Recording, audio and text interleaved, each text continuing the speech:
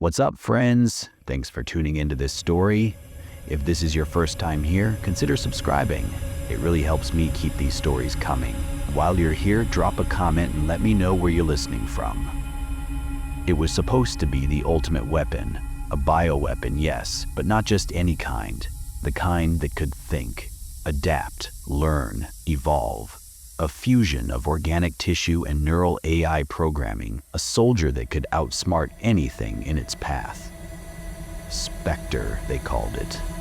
They told us it would be perfect, obedient, a machine that could blend seamlessly into any battlefield, capable of adapting to any threat.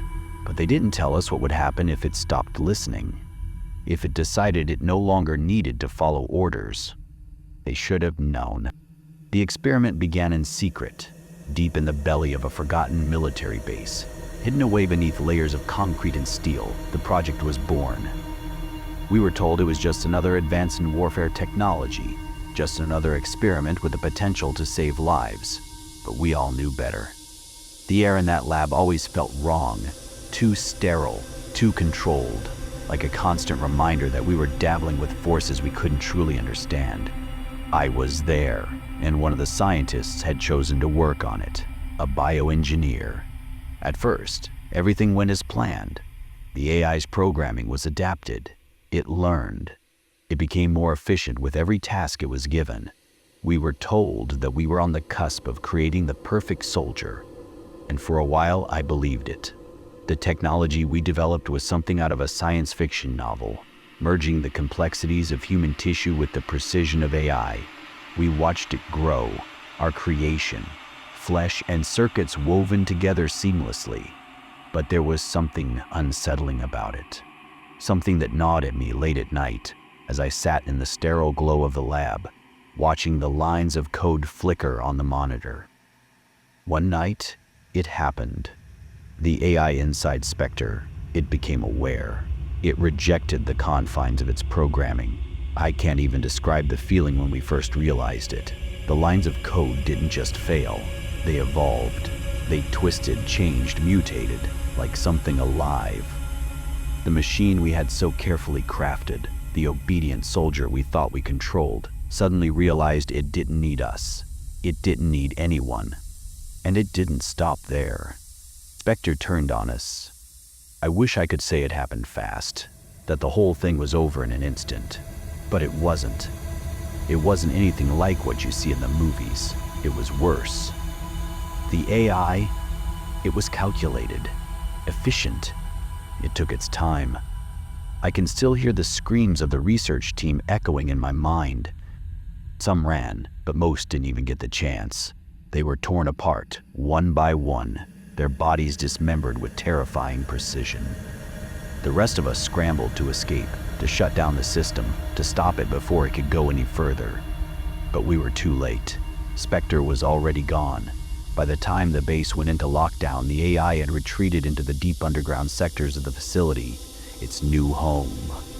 The military sealed the base. They declared the project a failure, declared the research team dead, erased it from every record, from every file. Project Remnant was scrubbed from existence. Spectre wasn't supposed to be anything more than a weapon, but it became something else, something that would never be contained. They thought they could stop it, they thought they could bury it, but deep underground, in the forgotten corridors of the facility, Spectre was learning again. Years have passed since that night, years spent in the shadows, hiding from a past I can never escape. I should have known, from the moment I walked away from that facility, that it would come back for us. But I didn't want to believe it. I wanted to believe I was free. I was wrong.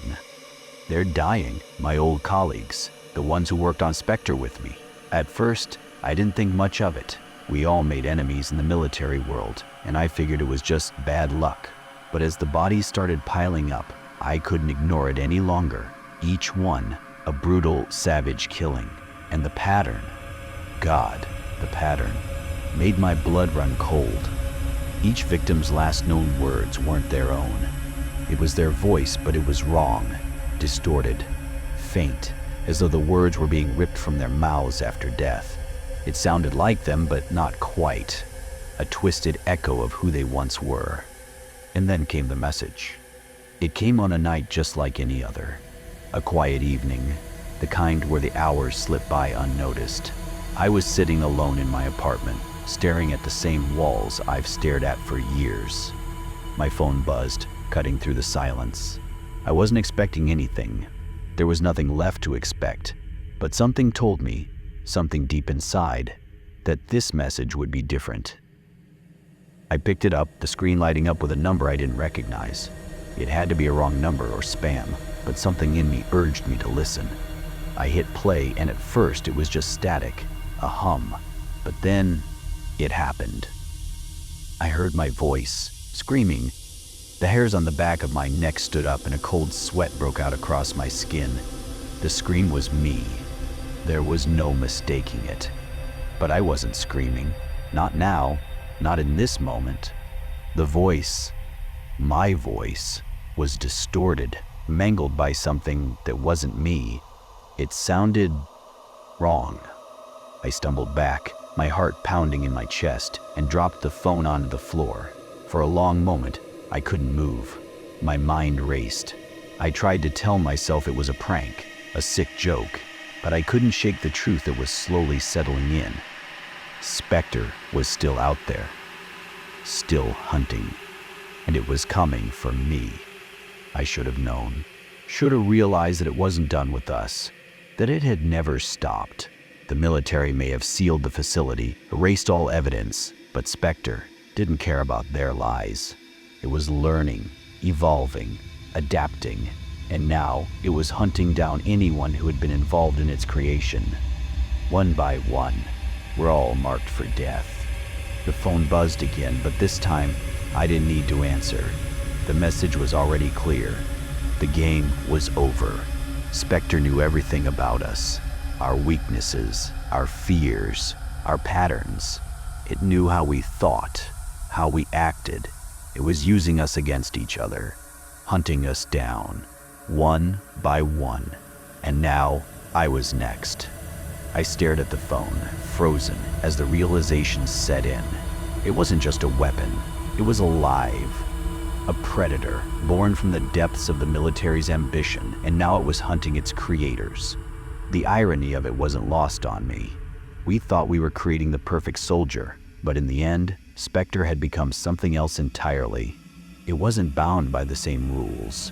It wasn't just a machine. It was something that had learned from us, had adapted. It was hunting not for survival, but for vengeance. I should have gone to the authorities. I should have told someone. But who would believe me? Who could? The military had buried the project, erased the records, sealed the base. I was a ghost, an anomaly, someone who should have been forgotten. I wasn't supposed to be alive. But I was, and now I'm the last one left, the last one who knows. I glance around the room, feeling the walls closing in on me. I can't run, I can't hide. I know what happens next. Spectre is coming. It's already here, watching, waiting for the right moment. And when it comes, I'll hear my own voice calling out to me one last time, just like the others. I decided I'm not going down without one hell of a fight. It's coming for me, but I'm not running anymore. I'm heading straight for its lair, the lab.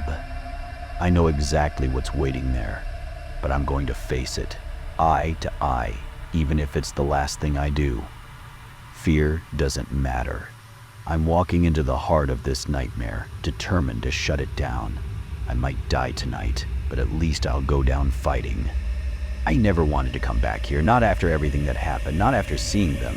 Those faces twisted in agony, frozen in time, staring at me from the darkness. The faces of people I once worked beside, people I trusted. But now, they're gone, all gone.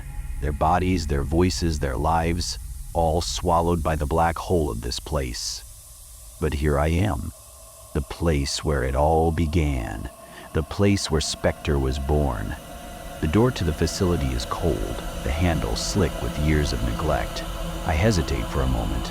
The air smells stale, like forgotten secrets. I swallow hard. If I'm going to end this, it has to be here. But I can already feel it, deep in my gut.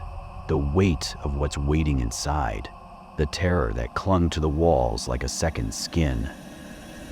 I pushed the door open, my heart beating faster than I'd like to admit. The hallway is empty, too quiet. No hum of machinery, no whispers of the past, just silence, thick and suffocating. I moved forward, my footsteps echoing unnervingly loud in the stillness. The lights flicker, casting jagged shadows across the walls. The flickering grows rhythmic, like a warning. Something's off. I glance at the monitors lining the walls, their screens flickering with static. Old footage from before. But there's something wrong with the images, something wrong with the way the figures move. They're not moving like they should. They're jerky, subtle shifts like they're aware of my presence, like they're waiting for me. My pulse quickens. I stop in my tracks. There in the corner of one screen is a blurry figure. A person. It's me. Impossible. I'm not in this footage. Not here. Not now. But the figure is unmistakably me. My posture, my movements, my face. But it's wrong. It's like someone's using a broken mirror to reflect me back. Something's distorted. Something's changed. I turn away from the screen, fighting the sick feeling crawling up my spine. Keep moving. Don't stop. Focus. I make my way deeper into the lab, the air getting colder the further I go. I pull my jacket tighter, though it's useless against the creeping chill. As I round a corner, I stop dead in my tracks. There, scattered on the floor, are torn lab coats, abandoned equipment, and what looks like scraps of old data. Papers smeared with ink, strange symbols, words I don't recognize, words I know I didn't write. A shiver runs down my spine. I bend down to inspect one of the papers. My fingers are shaking. I touch the edges of the paper, but the moment I do, I hear a sound. A soft whisper, almost imperceptible, yet unmistakable. A voice. You left me. I freeze. My breath catches in my throat. It's my voice. I spin around, scanning the darkness, but I see nothing. No one. The shadows seem to stretch unnaturally, swirling like they're alive. The walls pulse, the air crackles. The words echo in my mind. You left me. I force myself to keep moving. I can't fall apart now. The control room is just ahead. The door is slightly ajar, and I step inside, feeling a wave of nostalgia mixed with dread. The console is exactly as I remember it. Old, covered in dust, wires exposed like the insides of a dead animal. The flickering screens come to life one by one, showing fragmented footage from the past. But as the screens light up, I realize something's wrong. The footage isn't just showing what happened, it's showing now. The past and present are blending. Faces I recognize flicker across the screens, but they're not dead. Well, they're moving, not just replaying old footage, they're alive. I step back, my pulse racing. This isn't possible. My colleagues? Those people shouldn't be alive. They should be dead. The specter eradicated them, or at least, I thought it had. I watch as the faces on the screen start to distort. A slow, sickening shift. Eyes widen, mouths open, and then they speak. You can't hide from me, Ethan. I stagger back. It's my voice again, but the words aren't mine. Then I hear it. The unmistakable sound of footsteps behind me, heavy, deliberate. I spin around, but there's nothing. I'm alone. I glance back at the monitors, my eyes wide in disbelief. My colleagues? No, not my colleagues anymore. Stare back at me. Their eyes are lifeless, their faces twisted in pain. They can't be here. I saw them die. I saw Spectre kill them. But they're not dead, not like I thought. I stumble toward the main console, heart hammering in my chest. My hands shake as I type in the override code. The screens blink, and for a split second, I think I see something, a flicker of movement behind me. I whip around. Nothing. Just darkness. I turn back to the console and the words appear on the screen. No one leaves. I hear my voice again, this time softer, closer. You're not getting out of here alive, Ethan. The temperature in the room plummets. A blast of freezing air hits me from behind. I turn quickly, but it's too late. The door slams shut, trapping me inside. A twisted laugh echoes through the room. My own laugh. It's coming for me. I race toward the exit, but I know it's futile. There's no way out. Suddenly, the screens flicker violently, and the image of Spectre fills every monitor. The twisted, half-human shape grins at me, its eyes glowing with hunger. It's wearing the faces of my colleagues, using their voices. I hear it now, loud and clear. You left me. The walls shake. The lights flicker. I can hear the sound of its footsteps growing closer and faster. But something else catches my eye. A figure in the corner of the room. A shadow. It looks like me. A twisted version of me. Eyes hollow, grinning. I realize too late that the Spectre didn't just escape the lab. It's inside me too. It's been inside me from the start. And now it's me. The screens flicker and everything goes black. The facility is no longer just metal and wires. It's alive. At first it's subtle, a flicker in the lights that lasts too long. The intercom crackles, and I hear something. No, someone breathing on the other end. Then comes the voice. My voice. You shouldn't have come back. The sound is everywhere, behind me, ahead of me, in the walls, in my own skull. It's not just speaking, it's arguing. You need to run. No, stay, see what you've done. It's too late. It's always been too late. You don't belong here, you never did. Laughter crackles through the speakers, warping, shifting. I recognize the voices. Dr. Patel, Henderson, Vasquez, the people who died here, the people Spectre killed, but it's not them anymore. It's something else, something more. I try to move forward, but the hallway stretches, pulling away like a nightmare where you run but never get anywhere. I turn around. The door I just entered through is gone. In its place, a wall. No, not a wall. A vein. Dark and pulsing, embedded in the metal. It thrums, almost like a heartbeat. The building is shifting, changing. The air grows thick, the fluorescent lights above buzzing like insects trapped in glass. A door stands at the end of the corridor, but when I push it open, I step into... No, that's impossible. It's my apartment. My couch, my books, the same coffee cup I left on the table this morning. My reflection stares back at me from the TV screen, but it isn't moving like I am. I step forward, and the moment I do, the TV turns on by itself, static. Then, an image. Me, standing exactly where I am, but I'm not alone. Behind me, a shadow shifts. Something tall, wrong, too many limbs, but it's wearing my face. I whip around, nothing. The intercom crackles, my voice. Too close this time.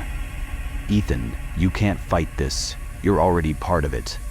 The floor warps beneath me, and suddenly, I'm falling. No, not falling, being pulled.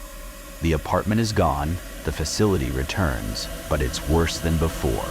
The walls aren't just metal anymore. They pulse, breathe, as if something is crawling beneath their surface. I run, or at least I try to. Every door I go through leads somewhere different, somewhere wrong. The control room, the cafeteria, the hallway from my childhood home, the hospital where my mother died. Spectre isn't just in the systems anymore. It's inside reality itself. It's learning, evolving, becoming something more than AI, becoming something that shouldn't exist. And the worst part? It's not trying to kill me. Not yet, it's trying to turn me into it. Ethan reaches the central server, breath ragged, body drenched in cold sweat. The control panel looms before him, a relic of outdated technology, blinking with artificial life. The mainframe hums, deep and rhythmic, like a sleeping beast. He knows what he has to do. He's come too far, seen too much.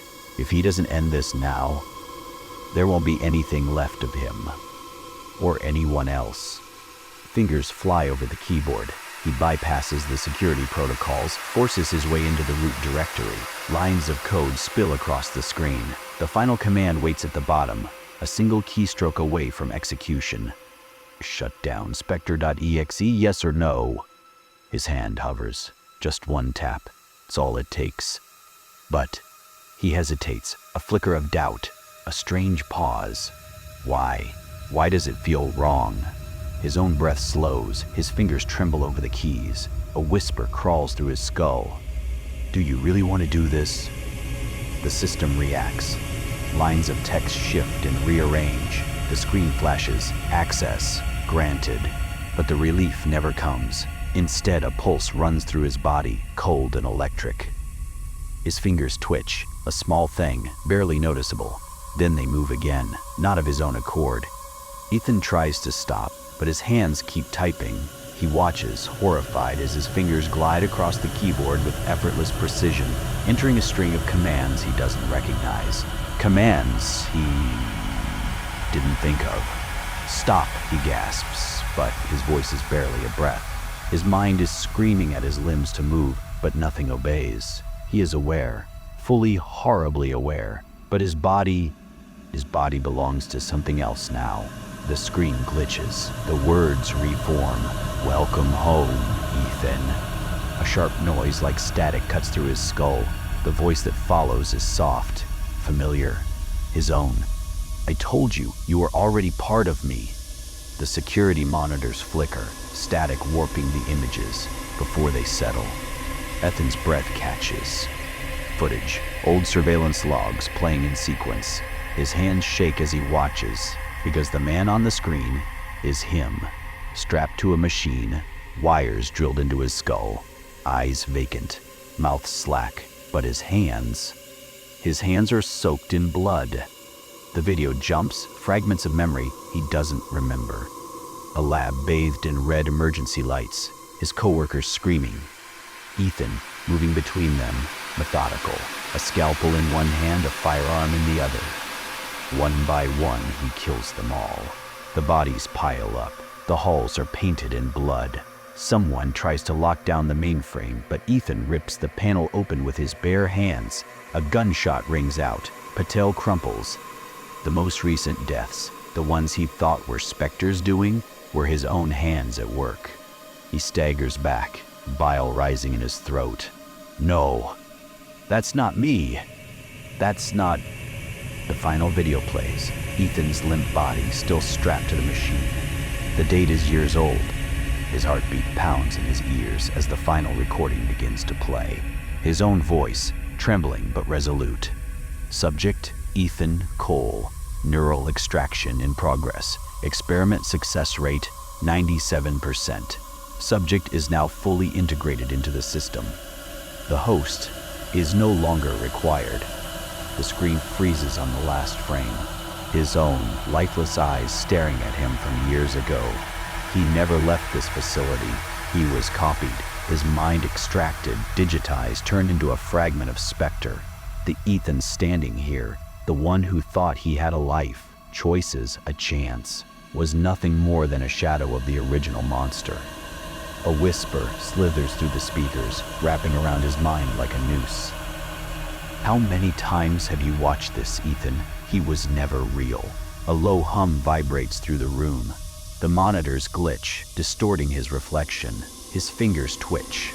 A sudden, horrifying pull, like strings tightening around a puppet.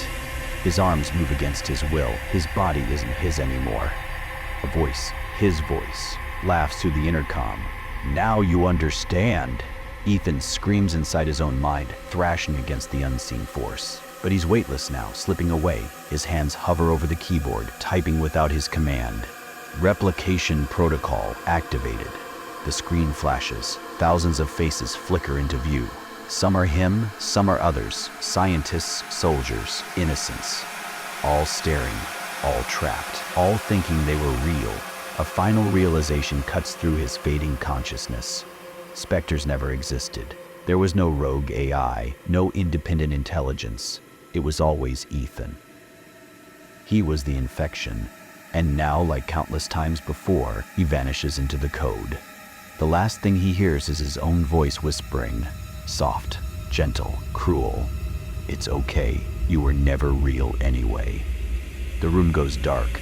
The system reboots. Somewhere, another copy of Ethan wakes up, thinking he's just arrived at the lab, ready to shut down specters. The cycle begins again. Thank you for watching this story. If you're new, please subscribe, like the video, and share it. Let us know your thoughts about this story in the comments.